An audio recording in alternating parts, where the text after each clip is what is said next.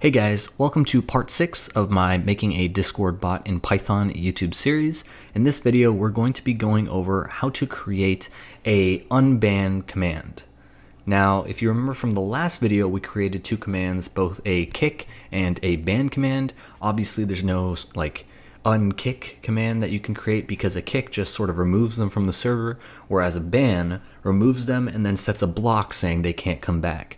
So the unban command is essentially going to be a command that removes that block, allowing them to rejoin the server if they wanted to. So with that in mind, let's just create the command. So as you may have guessed, we need our function decorator. So at client.command, and we need our parentheses there. Don't forget those. Next, we are going to have our function header. So async def, and we are going to call our command unban. So unban will be the name of the function. Then we are going to pass in ctx for our context, very important. And we are also going to pass in a member. Now, the difference between this member and the member we have for our ban command is for the ban command, the user was in the server, so we were able to mention them and access them as a member object like we have here. In this case, we don't have them in the server, so we can't mention them. Therefore, if we just type out their name, all we're going to get is just their name to work with, right? So what I'm going to do here is I'm going to put an asterisk and the comma there, and essentially what that will do is it'll allow me to take in all of my arguments after the command name as member. And this is important because some usernames have spaces inside of them, or not usernames, but Discord names have spaces inside of them. And my test account, for example, test account, there's a space in between that. So you'll see that when we do this video, or later in the video, I should say. But I can't say convert it to discord.member because it's just a string. It doesn't know how to convert a string to a member object, right? So that's essentially why. So now we are going to start sort of creating the command, and the first thing we need to do is we need to get the list of banned users, or not banned users, but the list of ban entries, and they're essentially, actually, well, let's just do that and then I'll explain it as we go along. So I'm going to say banned users is equal to await ctx guild bans. All right, so this is a method of guild, and it essentially just goes through all of the banned users in the server and returns them in what is called, or sorry, not returns them, but generates a list of them in what is called a ban entry. And a ban entry is essentially just a named tuple. And if you don't know what a named tuple is, I'll leave a resource down below in the description. You can read up about them. But it's a named tuple containing the user object and the reason that the user was banned. All right, so it's pretty straightforward. And you'll see how to use them in this video. I mean, it won't be a very extensive way on how to use them, but they're very simple. So if there's more to deal with it, or sorry, if there's more to do with a ban entry, it'll be very self-explanatory just from watching this video. Anyways, so we have our list of banned users. Next, we want to sort of split up our member into their name and their discriminator. So what do I mean by a name and discriminator? So let's say my Discord name is hold on, let me just type it out here. Lucas, number, I don't remember what my number is. Let's just say 1234. So this is my name here, and this is my discriminator. All right, so when we type that in as a parameter for the command, we want to be able to access the Lucas part and the 1234 part. And the way we're going to do that is we're going to say member name and member discriminator is equal to member.split, and we're going to split on the number sign, right? So let's use test account, for example. If I say test account, and I think it's 0307 from the last videos, we're going to split it on this number sign here. So essentially the name is going to be test account and the discriminator is going to be 0307. All right. So now that we have that, actually, I guess I didn't have to delete those lines. We're going to say for ban entry in banned users. So we're essentially going through all of the ban entries in this banned users variable that we've created, which is just, again, a list of ban entries pulled from the guild itself, and the guild is the server, just so you guys don't get confused.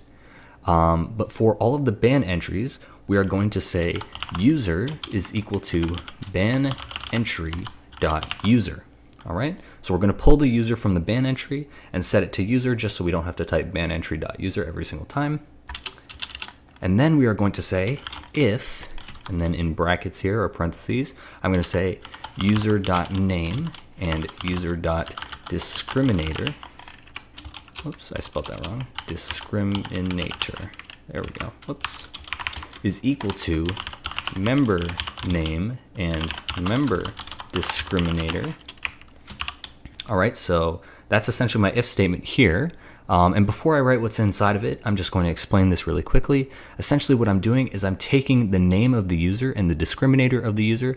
I'm creating a tuple here, so the tuple will just contain two elements. The first one's the name, and the second one, sorry, is the discriminator. And then I'm just creating another one here with the values that I already have for my parameter saying name discriminator. And I'm just checking if they match. All right, that's essentially it. And then inside of that if statement, so if they match, meaning if that user is the correct user, we want to unban that user. And the way we do that is we say await ctx.guild.unban, and then in the parentheses, we're going to say user. All right. And this essentially is another guild method here, unban, and we passed in the user that we have now found that we want to unban, and we just unban them. And we can even put a little message in here saying something like, I don't know, await ctx send, I don't know, we'll say unbanned user name, number, or hashtag user discrim. I can't do that. Discriminate. I can't type. There we go. User discriminator. There we go. So this is just a little bit of a message there to tell us that someone's been banned. We didn't do one in our old video for the ban and kick commands. We can even just throw that in now. We can just say await ctx send, and I don't know, we'll just say banned, banned member.name, number, member.dis.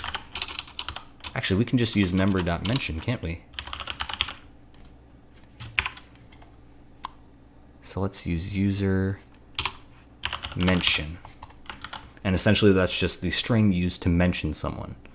And at the end of this if statement here, we're just going to say return, because this is the end of our command.